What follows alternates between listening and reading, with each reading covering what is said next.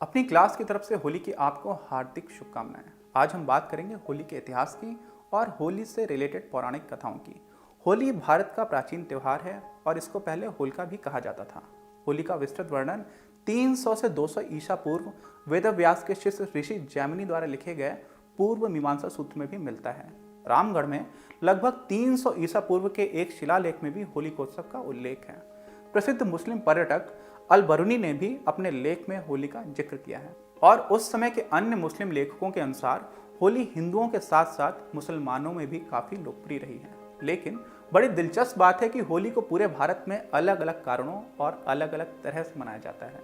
उड़ीसा और बंगाल में होली को चैतन्य महाप्रभु के जन्मदिन के तौर पर, तो वहीं दक्षिण भारत में होली का त्यौहार कामदेव की पूजा करके मनाया जाता है। कुछ विद्वान होली को तले और भुने हुए अनाज के साथ जोड़कर देखते हैं, जिसे संस्कृत में होलिका भी कहते हैं। होलिका को हवन में आहुति और हवन के बाद विभूति की तरह प्रयोग किया जाता रहा है।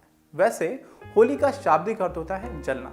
होली से जुड़ी हुई कई कहानियां प्रचलित हैं, जिनमें से सबसे प्रसिद्ध कहानी असुर राजा हिरण्यकश्यप पर आधारित है। हिरण्यकश्यप के राज्य में लोगों को केवल उसकी ही पूजा करने का आदेश था, लेकिन खुद उसका लड़का प्रहलाद भगवान विष्णु का भक्त था।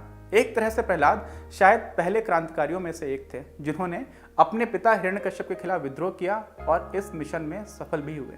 इस बात से क्रोधित होकर हिरण्यकश्यप ने अपनी बहन होलिका को प्रहलाद को गोद में लेकर जलती चिता में प्रवेश करने का आदेश दे दिया था। होलिका को आग से न जलने का वरदान प्राप्त था। हालांकि उसे यह नहीं पता था कि यह वरदान केवल उसके अकेले अग्नि में प्रवेश करने पर ही लागू होता है। होलिका जैसे ही प्रहलाद के साथ जलती चिता में प्रवेश करती है, जल जाती है, लेकिन भक्त प्रहलाद भगवान विष्णु की कृपा से सुरक्षित बाहर आ जाते हैं। इसी कहानी का दूसरा वर्जन भी बहुत प्रचलित है, जिसमें होलिका को वरदान प्राप्त होने की बात की जगह कहा जाता है कि उनके पास एक ओढ़नी थी जो आग में कवच का काम करती थी। भगवान विष्णु के आदेश पर पवन देवता ने हवाओं को इतनी तेज से चलाया कि वह ओढ़नी धधकती आग में होलिका से उड़कर प्रहलाद को चारों तरफ से लपेट लेती है। कुछ कहानियों में होलिका को कंस द्वारा भेजी गई राक्षसी पूतना से भी जोड़कर देखा जाता है और इस प्रकार होलिका और पूतना दोनों ने सद्मार्ग को छोड़कर हमेशा ही उसका साथ दिया जो सत्ता में था। लेकिन कभी न जलने वाली होलिका जलकर राख हो जाती है और सच्चाई के रास्ते पर चलने वाला प्रहलाद का कुछ भी नहीं बिगड़ता। खैर, किंवदंतियां तो बनती बदलती रहती हैं, लेकिन सभी कहानियों को बुराई के दहन और अच्छाई की विजय के रूप में देखा जाता है।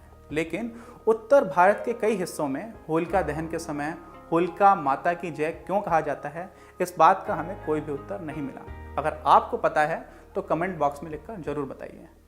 कई मान्यताओं के अनुसार श्री कृष्ण ने राधा और अन्य गोपियों के साथ होली को रंगों के साथ मनाने की परंपरा शुरू की थी।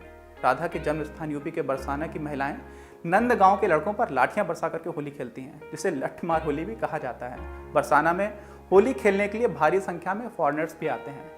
मथुरा और वृंदावन में होली का त्यौहार रंगों के साथ साथ फूलों से भी मनाया जाता है। हरियाणा में धुलंडी नाम की होली खेली जाती है, जिसमें भाभियां अपने देवरों से पूरे वर्ष के मस्ती मजाक का हिसाब किताब लेती हैं। और वहीं पश्चिम बंगाल में ये बसंत उत्सव के नाम से परिचित है, जिसको नोबेल पुरस्कार विजेता श्री रविन्द्रनाथ टैगोर ने शांति निकेतन की विश्व भारती यूनिवर्सिटी में शुरू किया था। हालांकि इस साल कोरोना वायरस को देखते हुए वहां के प्रशासन ने वसंत उत्सव को न मनाने का फैसला किया था।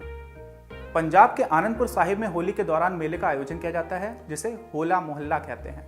सिखों के 10वें गुरु श्री गोविंद सिंह जी ने इसकी शुरुआत सन 1701 ईस्वी में की थी। इस दौरान आनंदपुर साहिब में जगह जगह लंगर का आयोजन किया जाता है, जिसमें दूर दूर से लोग स्वयं सेवा देने के लिए पहुंचते हैं। अब चलते हैं गोवा। गोवा में होली को शिमगोत्सव उत्सव नाम से मनाया जाता है।